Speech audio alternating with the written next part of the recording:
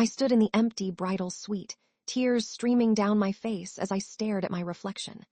Minutes ago, I was ready to walk down the aisle, but now the venue was buzzing with rumors that my fiancé had just sped off with my sister. I felt completely broken and humiliated. While gathering his things, I found a crumpled piece of paper inside his suit jacket.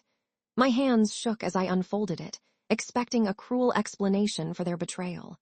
But the note wasn't a confession of love for her. It was a terrifying warning that changed everything. The voices outside the heavy oak door grew louder with every passing second. Emily stood frozen in the center of the room, her white dress feeling heavy and suffocating. She could hear her aunt's shrill voice asking where the groom had gone. It sounded like chaos was erupting in the hallway, but nobody dared to enter the suite just yet. The isolation felt terrible, but facing the crowd seemed even worse. She needed a moment to process exactly what was happening. Emily took a deep breath and forced her legs to move across the plush carpet. Mark's black tuxedo jacket still draped over the back of the vanity chair where he tossed it before the photos. It looked so normal sitting there, a stark contrast to the madness unfolding outside. She reached out and touched the fabric, remembering how happy he looked just an hour ago. He had left in such a hurry that he forgot his jacket entirely. Her fingers brushed against something stiff inside the silk lining of the inner pocket. She paused for a second, her heart pounding hard against her ribs. Slowly, she withdrew her hand and revealed a small, folded sheet of notebook paper. It looked hasty and unpolished, nothing like the vows he had practiced for weeks. The paper felt crisp in her shaking grip. She knew she had to open it, even if the contents might break her heart completely. Emily smoothed the wrinkled page out on the vanity table. The harsh makeup lights illuminated every jagged loop of Mark's handwriting. He usually wrote with precise, neat letters, but this scrawl looked frantic and rushed.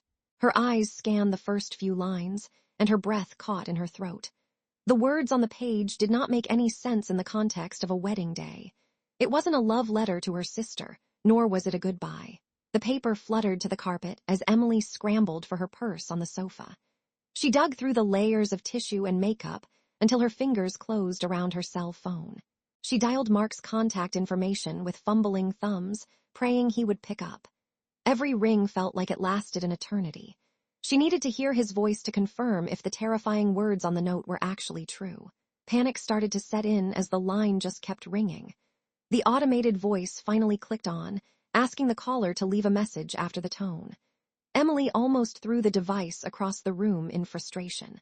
She hung up and dialed again immediately, but the result was exactly the same. He was clearly ignoring his phone, or he was too busy driving to answer it. A cold pit formed in her stomach. If he wasn't answering, that meant the situation was likely escalating far beyond her control. She aggressively wiped the mascara streaks from her cheeks and marched toward the door. The moment she swung it open, she nearly collided with her mother.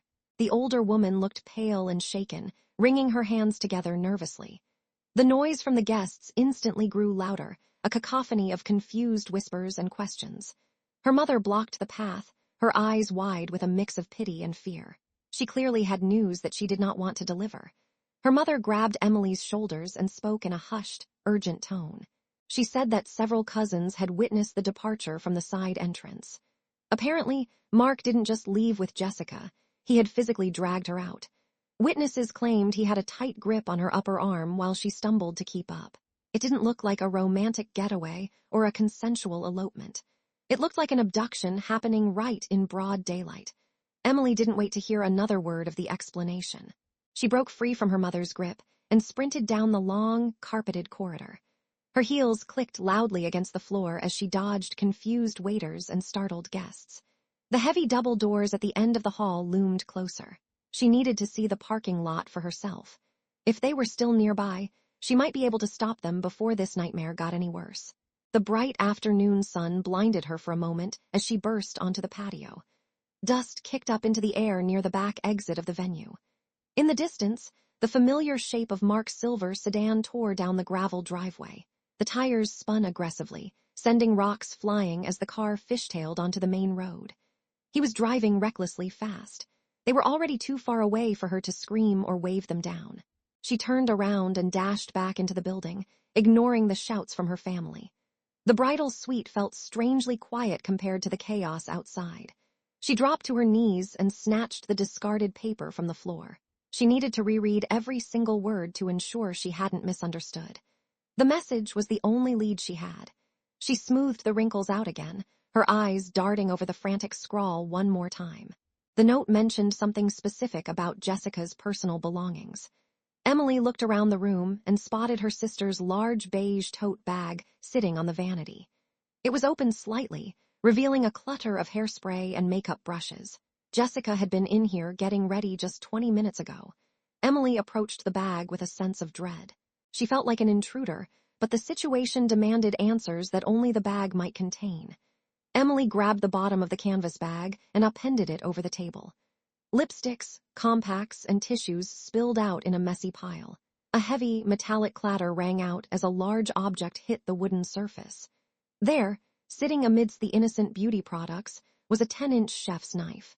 The blade glinted under the vanity lights, looking sharp and menacing. It was completely out of place and terrifyingly real. Emily looked back at the note in her hand, the pieces finally clicking together. Mark wrote that he had accidentally knocked Jessica's bag over while looking for breath mints. He saw the weapon and realized the danger immediately. The note wasn't an apology for leaving. It was a frantic explanation of his sudden exit. He stated clearly that he had to remove Jessica from the venue before she could use the items in her bag. The final lines of the letter explained his desperate strategy. Mark knew that causing a scene inside the chapel might provoke an attack right there. He decided the only safe option was to lure her away from the crowd and the family. He wrote that he would take her as far away as possible to neutralize the threat. He begged Emily not to follow them, but to call for help immediately. He was protecting everyone in the building. Emily stuffed the terrifying note into her dress pocket and grabbed her keys. She didn't care about the wedding dress or the shocked stares of the guests. She sprinted through the lobby and out the front doors toward the guest parking lot. Her small SUV was parked near the entrance. She unlocked the doors while running, her mind racing with worst-case scenarios. She couldn't just sit there and wait while Mark was in danger. The engine roared to life as she threw the car into reverse. She balanced her phone on her knee and dialed 911 on the speaker. The car tires squealed against the asphalt as she backed out without checking her mirrors. She shifted into drive and floored the gas pedal. The operator picked up on the second ring, asking for the nature of her emergency. Emily gripped the steering wheel tight, her knuckles turning white. Emily shouted over the noise of the engine, giving the dispatcher the make and model of Mark's sedan. She recited the license plate number from memory, her voice trembling with adrenaline. She explained that her fiancé was driving under duress with an armed passenger. The dispatcher asked for their direction of travel. Emily confirmed they were heading south on the main highway, away from the venue.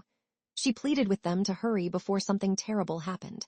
The highway stretched out before her, a long ribbon of gray asphalt under the blue sky. Emily pushed her car faster, weaving around slower traffic in the left lane. She squinted against the glare, desperate for a glimpse of silver paint in the distance. Every car looked like Mark's for a split second until she got closer. The road was dangerously straight and fast. If he was speeding, he could be miles ahead of her by now. A piercing siren cut through the air, growing louder rapidly. Emily checked her rearview mirror and saw flashing blue and red lights approaching fast. She pulled slightly to the right as two cruisers flew past her at high speed.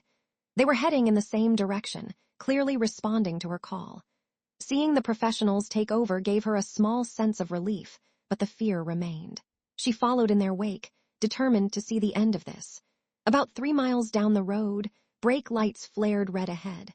A cluster of police vehicles had forced a silver car onto the grassy shoulder. Emily slowed down and pulled up behind the blockade, her heart hammering in her chest. It was definitely Mark's car. The doors were open, and officers had their weapons drawn. The scene looked intense and volatile. She put her car in park and unbuckled her seatbelt, needing to get closer. Emily watched through the windshield as 2 officers pinned Jessica against the side of the car. They pulled her arms behind her back and clicked handcuffs onto her wrists. She looked disheveled and furious, shouting something that Emily couldn't hear. On the other side of the vehicle, Mark was leaning against the trunk. He looked shaken but physically unharmed, speaking rapidly to a uniformed officer. The immediate threat seemed to be contained, but the image was surreal. Mark spotted Emily's car and immediately broke away from the police. He ran toward her, his face pale and covered in sweat. He grabbed her hands through the open window, checking to make sure she was safe. He explained that Jessica had threatened to cause a bloodbath if he didn't leave with her. He had to act like he was willing to run away just to get her into the confined space of the car. The detective walked over, notebook in hand, asking for clarification on the motive. Mark took a deep breath and revealed the full horror of the situation. Jessica had confessed during the drive that she intended to stab Emily at the altar. She had been obsessed with Mark for years and couldn't stand seeing her sister marry him. The elopement was just a ploy Mark used to drive her straight into a police trap. Emily stepped out of the car and collapsed into Mark's arms, burying her face in his chest. The adrenaline finally wore off, leaving her trembling and exhausted. Behind them, the officers guided a screaming Jessica into the back of the patrol vehicle. The slam of the heavy door signaled the end of the nightmare. They were safe, standing together on the side of the highway. The wedding was ruined, but they had survived something much worse.